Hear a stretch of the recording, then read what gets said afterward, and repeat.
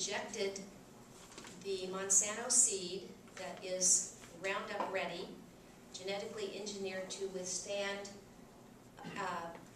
mass application of the pesticides.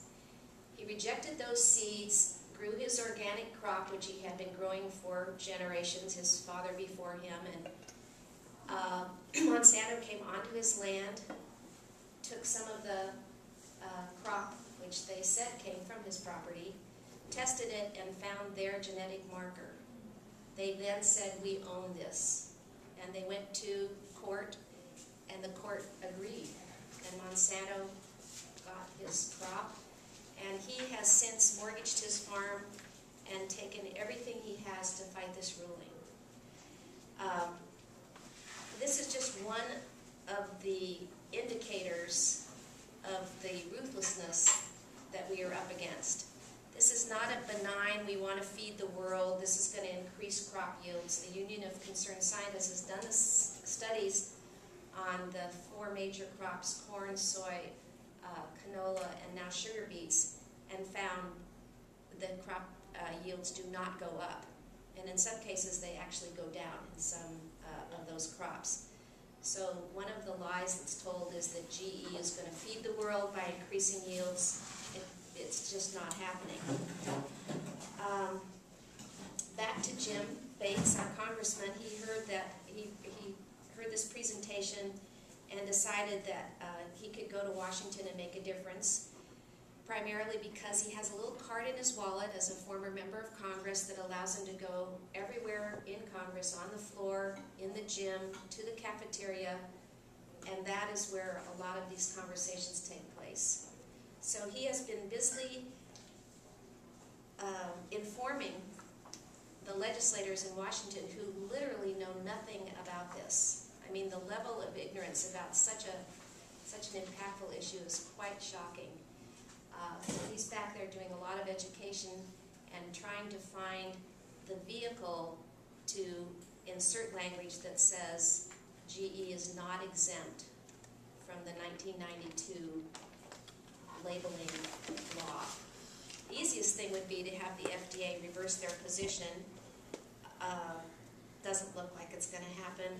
The FDA is still controlled by Monsanto executives who go in and out of working for us, supposedly, and then working for the corporations. But I just wanted to show you this little chart. This is Mr. Bates's possibilities. And they include, it's just a worksheet because I couldn't keep track of all the things he was telling us.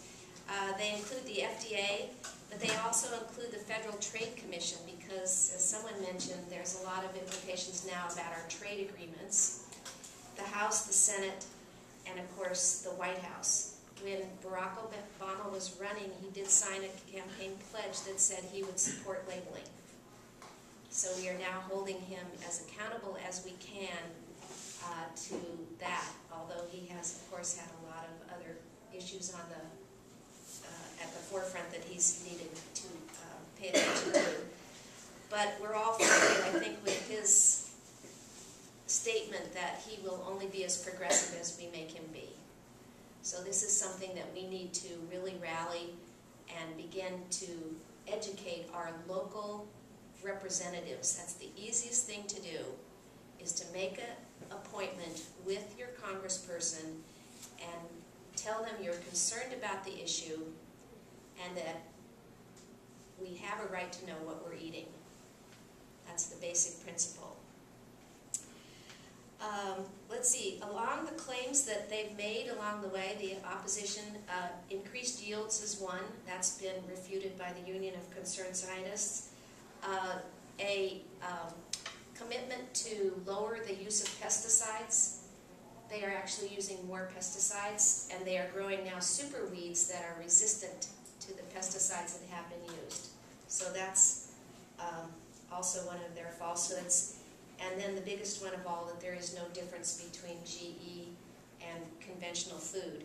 If you consider a tomato that has a fish gene, the same as one that doesn't, if you consider a potato that has an insecticide in it that kills potato bugs and you eat, no different. make the argument, but we consider those all very different from the food we're used to. Let's see. Oh, the question. Question, why label GE foods? First of all and foremost is the principle that we have a right to know what we're eating, and that Europeans and Australians and Japanese people all know what they're eating. So it's really ironic in a country where we prize our freedom that we don't know what's in our food.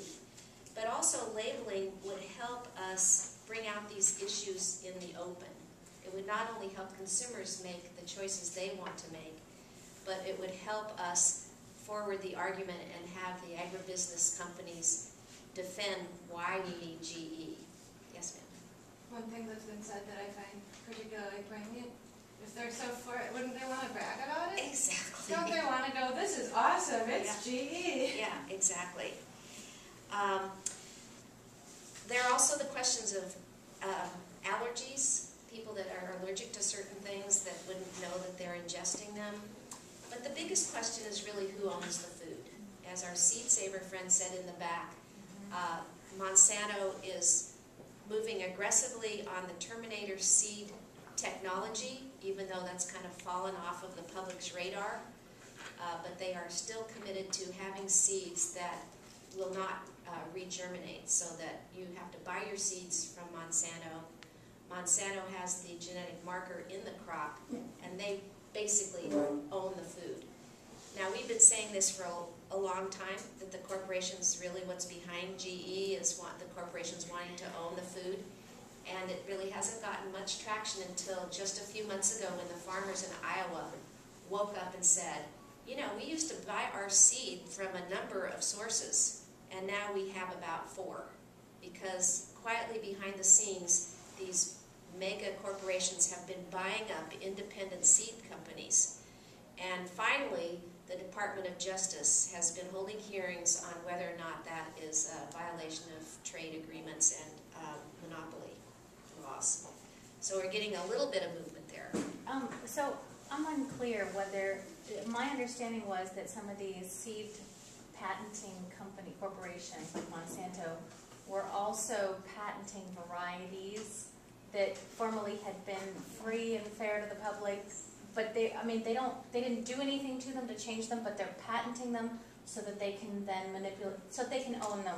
Right. And people, it would be illegal Correct. for anyone to have those seeds without having purchased them. That is correct.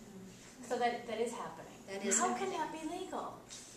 How can that be 1981 Supreme Court decision. There's, But there you go. there's one more thing that I find particularly outrageous, which is the Department of Justice got going on this because DuPont was ticked off at Monsanto for their practices. So it wasn't like, oh, you activists, you find this really unfair. The farmers find this unfair. Oh no, DuPont. They do. I think DuPont sells more corn seeds than Monsanto. Although a lot of them have a Monsanto gene in them, the Pioneer hybrid, they sell a lot of corn seeds, at least a high percentage. So DuPont was ticked off at Monsanto and unfair, and I mean, USA Today came out with a really incriminating article on Monsanto's unfair practice, anti-competitive practices, but it was DuPont that was the impetus for this case, which is really sad. That was sad, but what was good about it was the way the farmers came out. So the farmers, you know, just want to grow, and you know, they're really not very sophisticated about some of the underlying issues. They're starting to get it, and in response to those hearings, there was a great turnout of the farm community, so that was very encouraging. Did you have something? Yeah, my study was based in Bolivia, and today in Bolivia we have a constitution which actually makes GE food illegal. Yes. So my question is, how far can we go with that in the United States, instead of just labeling, going to, this should not be grown, this should be illegal? Well, you know, that would of course be a wonderful outcome. We are quite behind other places and other people who have seen the threat, and we are lulled by so much distraction that, you know, it's surprising. It's actually surprising to me that as many of you are in the room as are here, because people, when they actually begin